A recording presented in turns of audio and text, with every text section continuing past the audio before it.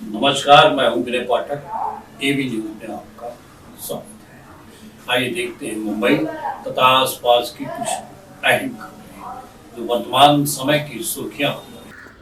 प्रसिद्ध समाज सेवी अशोक बापूराव माने का शोक सभा का आयोजन लाइट स्टेट संगम नगर अंटाफिल बडाला मुंबई में किया गया। इस अवसर पर अशोक बापूराव माने को भारी संख्या में लोगों ने आकर श्रद्धांजलि अर्पित की।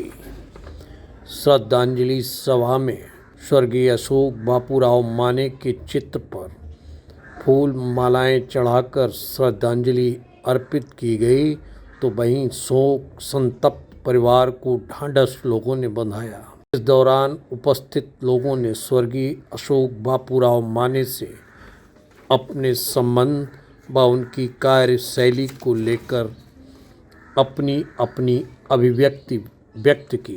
अशोक बापूराव माने का जन्म वर्ष 1954 में हुआ व परायण 22 दिसंबर 2022 को हुआ।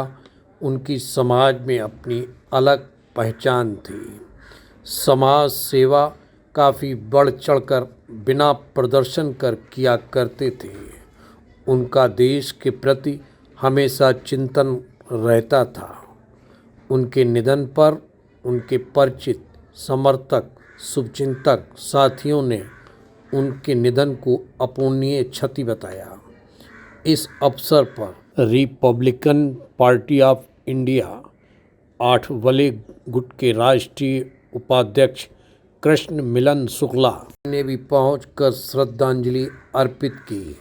इसके अलावा जाने माने राजनीतिक समाज सेवी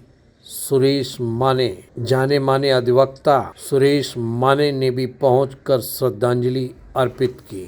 आए हुए सभी आगंतुकों का आभार अशोक बापूराव माने के पुत्र अनिरुद्ध माने ने व्यक्त किया। पुष्पहार आणले असतील, फुलं आणले असतील तर त्यांच्या स्मृतीस आपण अर्पण करून आपण नाते में शरणं आयं बुद्धो में शरणं वरं एतेन सच्चवज्जेन होतु मे जय मंगलं। नाते में शरणं आयं धम्मो में शरणं वरं एतेन सच्चवज्जेन होतु मे जय मंगलं। नास्ति मे शरणं अयं संघो मे शरणं वरं एतेन सच्चवज्जेन होतु मे जय मंगलं। साधु साधु साधु। मेरे परिचित, मेरे परम मित्र अशोक जी माने, आज उनकी श्रद्धांजलि सभा है और इस सभा में आकर कुछ बातें पुरानी याद आई मुझे। वो चार्टर्ड अकाउंटेंट थे पेशे से, लेकिन उनके जैसा व्यक्तित्व मैंने नहीं देखा, क्योंकि व्यावसायिक रूप से व्यक्ति अपना निजी फायदा देखता है या अपने ग्राहक का निजी फायदा देखता है, परंतु अशोक माने एक ऐसे व्यक्तित्व थे जिनके लिए प्रथम देश था, उसके बाद उनका निजी या उनका व्यवसाय था।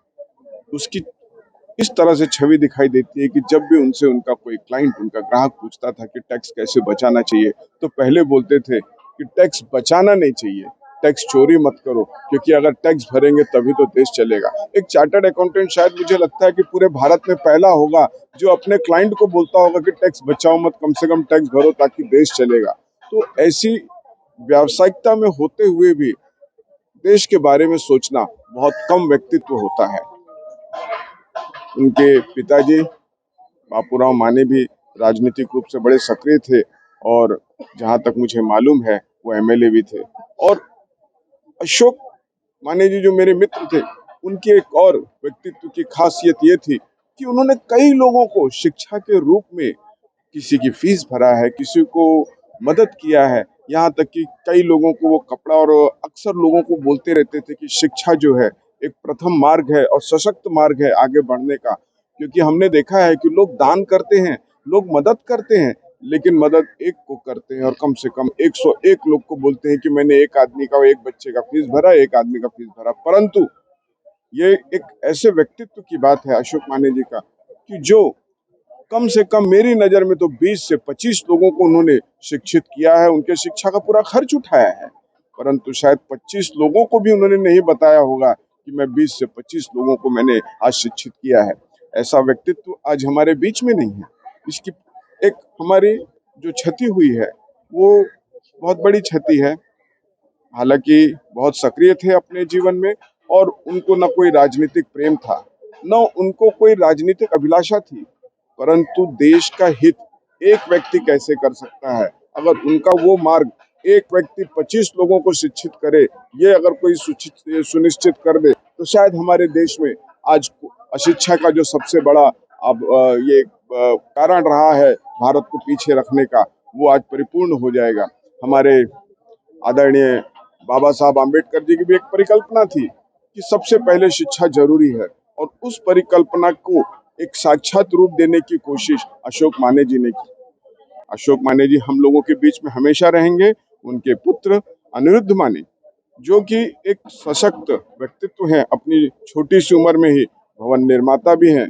मैं इन्हें आश्वस्त करता हूं कि जब जब भी इनको हमारी जरूरत लगेगी, हम सब माने परिवार भी उनके साथ रहेगा, हम उनके इष्ट मित्र भी उनके परिवार के साथ रहेंगे। मैं Republican party of India Ramdas Athawale की पार्टी का राष्ट्रीय उपाध्यक्ष होने की तरफ से इस श्रद्धांजलि सभा में अशोक माने जी को श्रद्धांजलि देता हूं और अनिरुद्ध माने को यह आश्वस्त करता हूं कि आपको जब भी हमारी जरूरत लगेगी, आप 1 मिनट न गंवाते हुए हमें फोन करिए, हम आपके साथ रहेंगे। मुंबई में वडाला एरिया में ये जो आज मीटिंग यहाँ संपन्न हुई, वो एक शोक सभा दिवंगत श्री अशोक बापूराव माने जो हमारे बड़े भाई रह गए, उनका देहांत 22 दिसंबर 2022 को 3 दिन पहले अचानक हो गया।